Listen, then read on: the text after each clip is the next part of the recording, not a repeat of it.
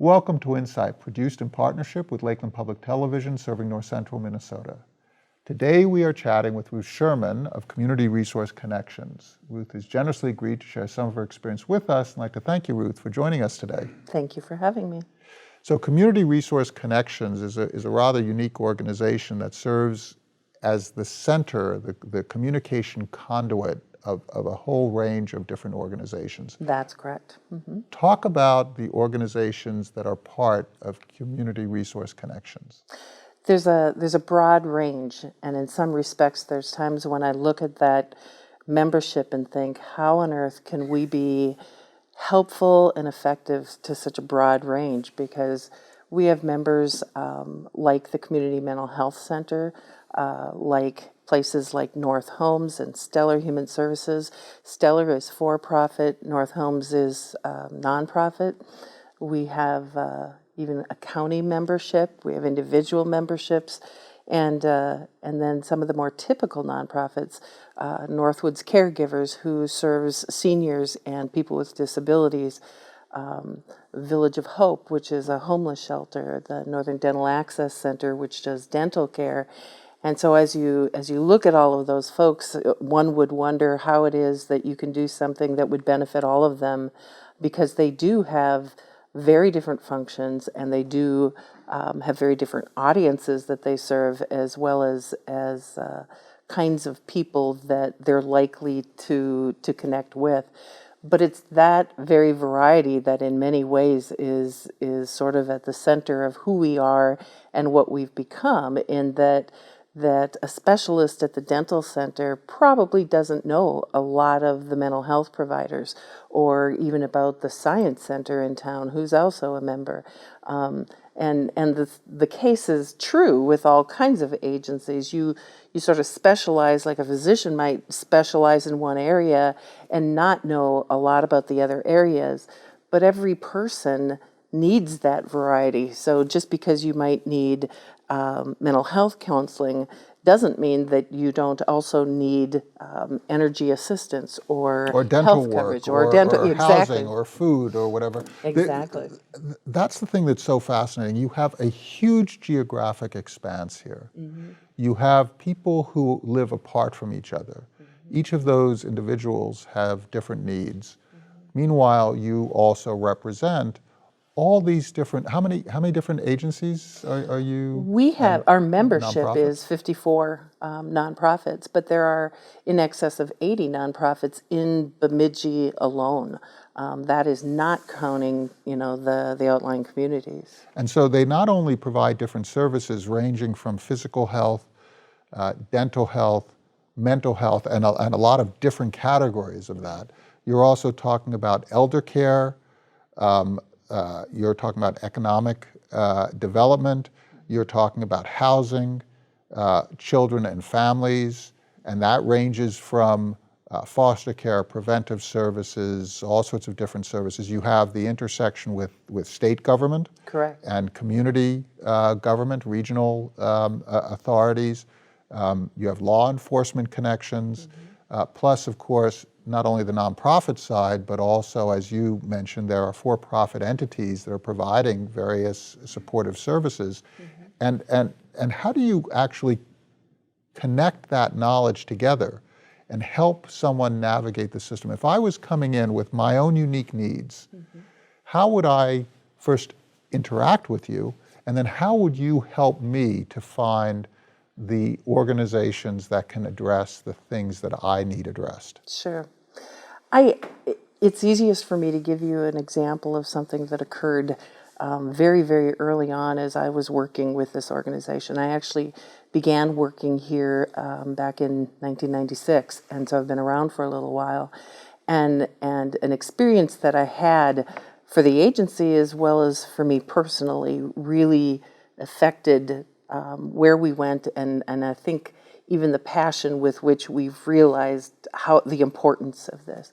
I encountered, and be aware this was 20 years ago, and this situation is nowhere around at the time, but I encountered a person who came into my office, a rural office, and she essentially sat down, looked at me, and said, "I have no clue what I'm going to do. I am in deep trouble, don't know if you can actually help me.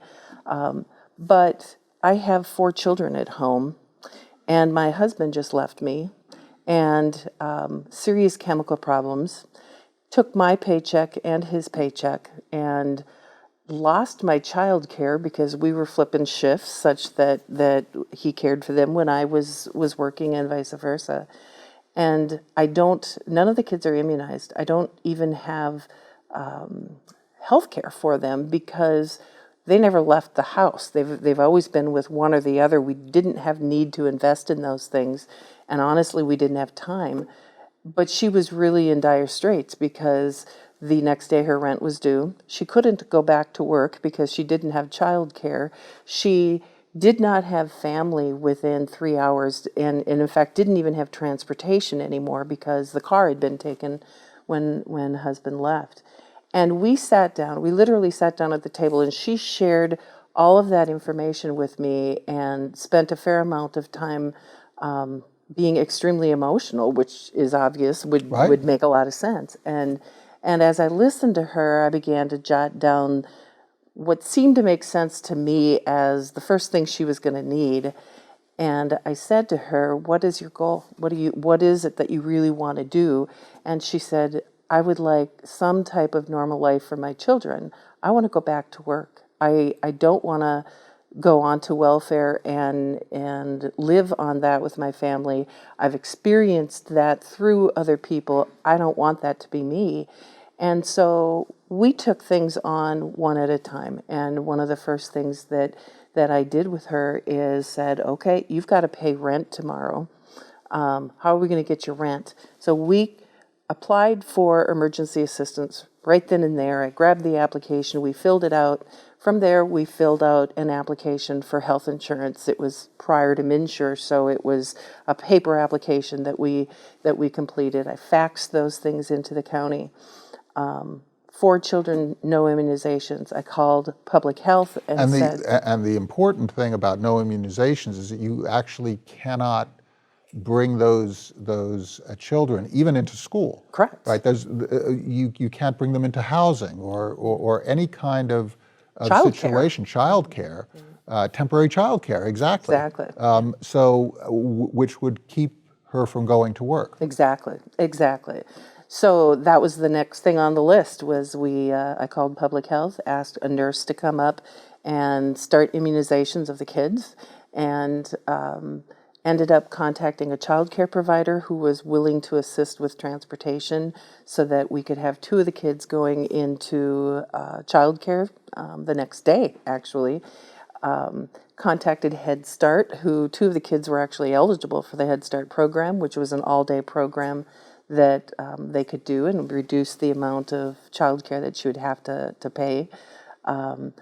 Got her set up for childcare subsidy so that would assist with payment. We weren't able to get a car for her for transportation purposes, but we worked that out with the daycare provider so that the daycare provider's husband actually, on his way to work, picked up the kids and took them to the daycare for a while. And what we found was literally within 2 hours, we had 11 different agency services connected and working with and for her. And with that, she returned to work. Not the next day, but the day after, and continued working and is actually living out of state at this point, but is still working and still has her children and has never gone anywhere long term on public assistance in order to accomplish that. She, ironically, at the time that she came to the office, she said to me, I might be pregnant. I'm kind of concerned that I am. And so when the public health nurse came up, I said to her, "If you want a pregnancy test, now is a good time to ask." And she did, and she was pregnant, and she maintained the pregnancy. And it was years later after that occurred that I saw her, and she introduced me to the child she was pregnant with and said to me, "I have never stopped working, and I've just remarried, and I am raising a family. I've never had to go to public assistance." And she was so proud and so pleased, with that. So that is the kind of experience that we hope for in every situation. It's not the kind of experience that always happens necessarily, but it taught us a number of really, really important things. We could have had all of those services out there functioning beautifully, but this person would never have known to connect with them and would not have known how to make the conversations, or set up the conversations or do the applications had we not been available to help her with that process and putting those things in order with her. And I say with her because we don't have any authority to force any services on anyone. Anybody that comes to us is coming to us because they need something and want to do something differently than they're doing what's not working. And in some ways I feel really lucky having a background in child protection services. I see what that's like trying to lead the horse to water and make them drink, and it just doesn't work well at all. But in this situation, what we get to see are people who are motivated to do something, and we have agencies that are motivated to find clients, and so we're sort of at that intersection where we get to connect. Why can't I just say, that's your problem? You're asking me to fund it? No, not my responsibility. I'm not in that situation. I have means, and you want me to contribute my means to the solving of that problem. Why should I respond with a willingness to help? And what would be the consequences of my never responding with a willingness to help? I think like any organization, public television, people can watch public television and never give it a dime, or public radio, never give it a dime. But we know perfectly well that the kind of information, the kind of presence that brings into our household is huge, the amount of education it brings. I look at services in a very similar way. You can choose not to fund those things. You can choose to just leave it alone and distance yourself from it. And part of that is, I think, simply your own conscience, being able to deal with that on your own. Why should you, though? Because it's another human being that's going to be, and maybe is, your next door neighbor, or your future son-in-law, or your, whoever.